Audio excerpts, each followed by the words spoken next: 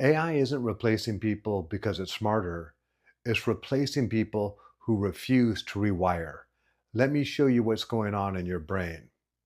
Awareness is understanding, and awareness is the first key to change.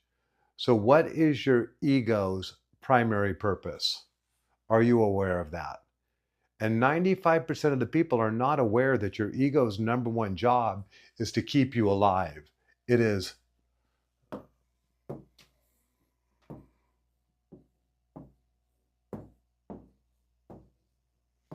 survival. So your ego, its job is to protect you. Your ego's number one job is to keep you alive. So I want you to hold on to this thought. If you have a notepad, write this down. This will be worth it. This is going to keep you in the game.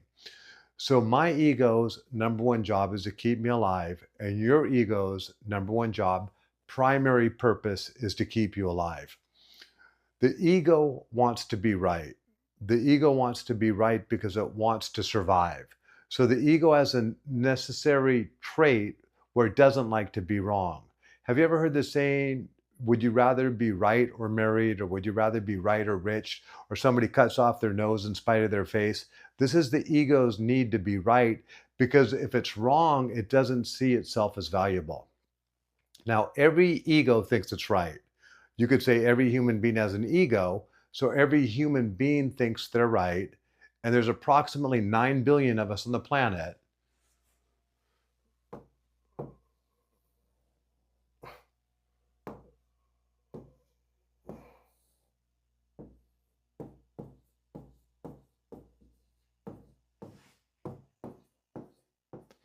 So this represents you over the other 9 billion people, and you're right, and they're what? They're wrong. And I'm right, and you're what? Oh, you're right too? Okay, I'm wrong. So the ego has a need to be right. And your ego wants to survive, so it has this need to stay alive. Now, neuroscience says that the majority of our thoughts are the same thoughts day after day after day. Imagine that you and I are in a helicopter together. Somebody's flying the helicopter. There's a problem with the helicopter. It's going down. But fortunately, we survived, but we're in the jungle. And none of us are survivalists. So now we have to find food. And fortunately, we do. We have to find some fresh water. Once again, good fortune, we do. We make shelter. So pretty soon we have a pathway in the jungle, and we stay on the path because it's safe. We don't know what kind of insects are out there. We don't know what kind of reptiles are out there. We don't know what type of warring indigenous species are out there. We don't know what kind of mammals are out there. So we stay on the path because it's safe, and this path has a name. Do you know the name? It's called the path of least resistance. So neuroscience says the majority of our thoughts are the same thoughts day after day. So when we wake up in the morning,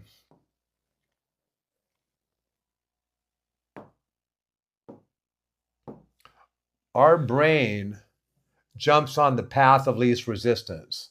And we start thinking the same thoughts day after day after day after day. And this forms our ego. Now, our ego has the need to keep us alive. So the ego likes safety. So anything inside of your comfort zone is safe. And we could call this the land of the known.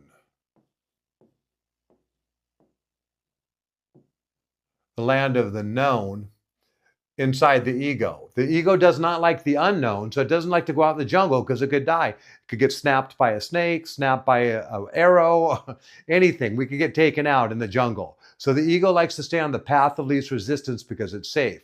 Now this brings us to the human need for certainty. Certainty means safety. So let me ask those of you that drive to work or drive to school, do you go the same way each day? And does that bring you a level of certainty? Do any of you have a favorite restaurant? And does that restaurant bring you certainty? Do you eat your favorite food at that restaurant? And does that bring you certainty? So certainty means safety, and the ego stays on the same neural pathways, the path of least resistance, because it brings it safety, certainty. So it brings it in the land of the known. So the ego doesn't like the unknown. The ego likes the known. Well, whenever we learn something new, what we have to do is rewire our brain. Years ago, this young man told me about this selling book that he loved it because it was backed by science. It was called Seven Triggers to Yes. And at the beginning of the book, they did a foundational study where they subjected the human being to pain, and they could see the pain center of the brain light up. And then they gave the person a problem to solve, and they noticed that the pain center of the brain lit up again. And so what they discovered is that it was painful for people to think. And if you can give them a simple reason to say yes, one of the seven triggers, the friendship trigger, the why trigger, the consensus trigger, they'll say yes to it instead of thinking about it. I thought, very interesting. It's painful for people to think.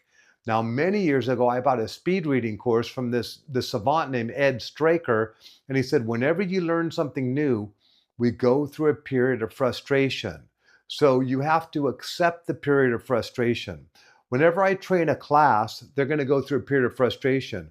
Whenever we do a corporate acquisition, the company that we're acquiring goes through a period of frustration. Now, your ego's primary job is to keep you safe. Your ego's primary job is to keep you alive because the ego wants certainty, because certainty is safety, certainty is the land of the known. So the ego wants to be right, and the ego does not like to be inconvenienced with change.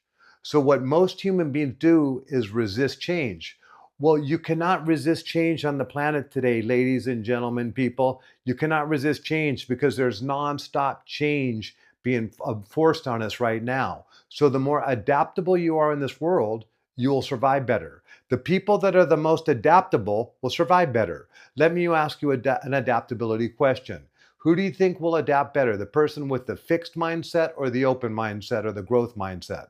The open or growth mindset. The fixed mindset is rigid. They want to stay the same. Don't change my triangle. Let me go the same way to work. Don't inconvenience me with change. Now, the ego also likes to judge.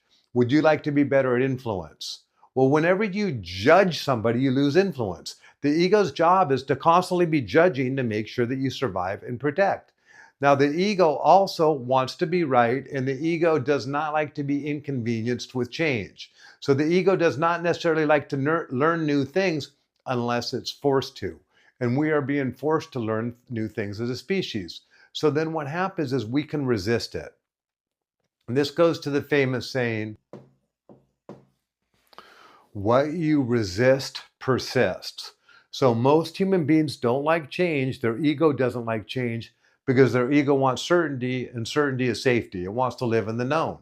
So whenever you resist something, like if you don't like a person, you're resisting them. If you don't like a social situation, you're resisting it.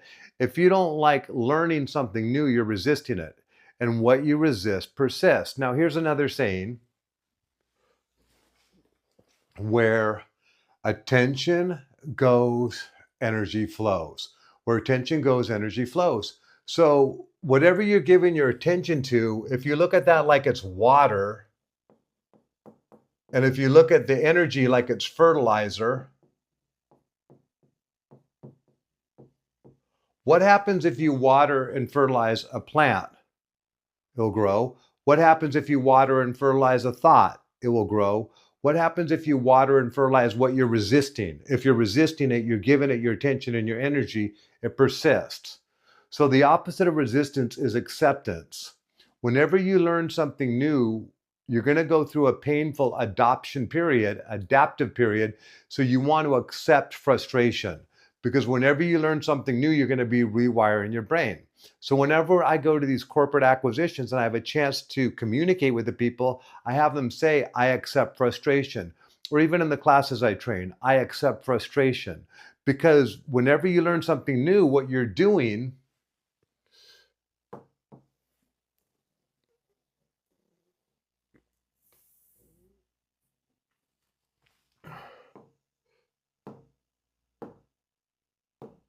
is you're making a new neural pathway in your brain. But the first time you make this pathway, it's weaker because it's a new neural pathway. And we learn as a species with repetition. If you haven't learned something new, you just haven't repeated it enough. But then you repeat it again, and the neural pathway gets stronger, and the neural pathway gets stronger, and the neural pathway gets stronger, pretty soon you've rewired in a new neural pathway. Now, there's a saying that I learned from a friend of mine that creation happens in the third. So if I have my mother's DNA and my father's DNA, is my DNA the same as my mother's or father's? No, it's a third. If you have somebody that grows up in Yugoslavia and they move to the United States for 10 years, after 10 years, are they entirely the Yugoslavian culture or are they a little bit of the US culture? Yes, they're a third. So you have your ego right here, and whenever you learn something new, you're creating a third in you. But the ego does not like change, does not like to be inconvenienced, would rather resist change. Well, in this world with AI, with basically job materialization, job displacement, millions and millions of jobs being lost, if you don't adapt, you're probably not going to stay in the game. And so what I'm teaching you is about the wiring of your brain so that you can be more valuable and more adaptable and have the ability to fit in with minimum stress. Understanding that every time you do change, you're going to do a rewiring of your brain, but when you accept it, it becomes easier, and when you resist it, it becomes harder. So then the boss is your consciousness. Now we have something called the automated nervous system.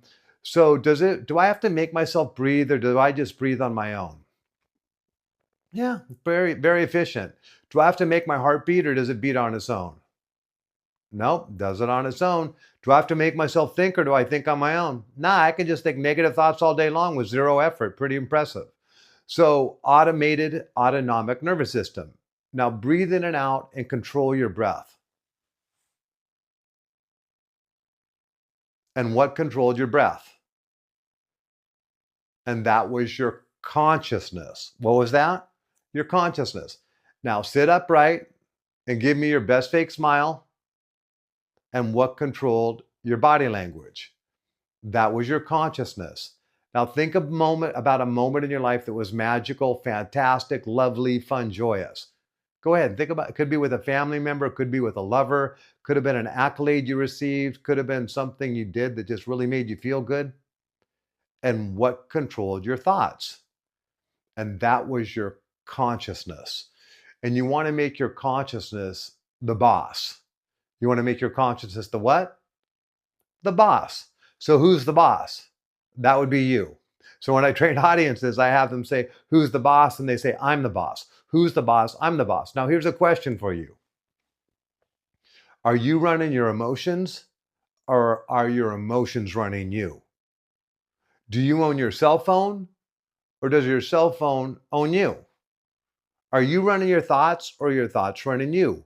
Because if you're automated, your emotions are probably running you.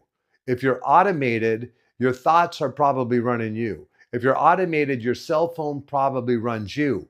But when you're the boss, when you're conscious, when you're more aware, you flip that script. So notice how the ego is facing down and the ego has a negative bias.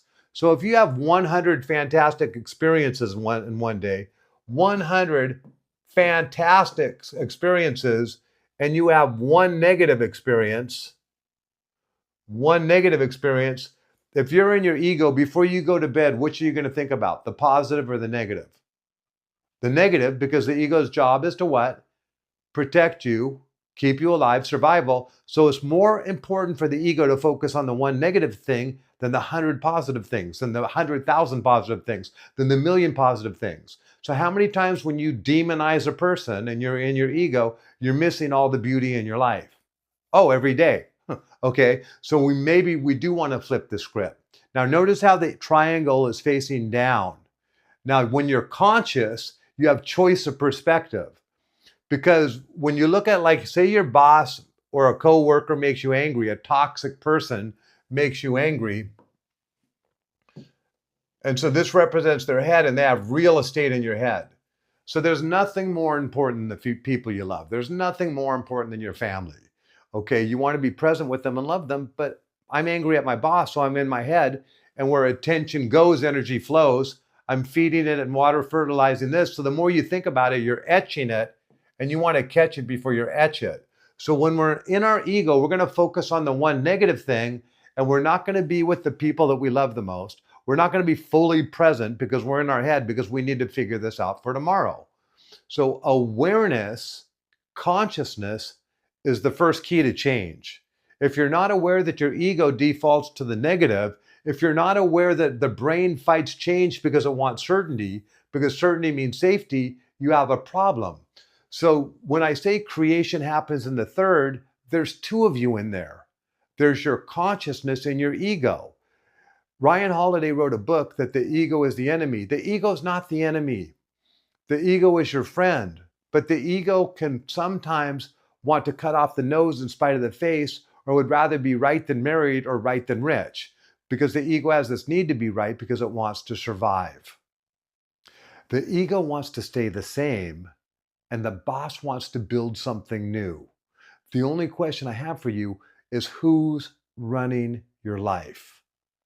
If you like this content, please subscribe.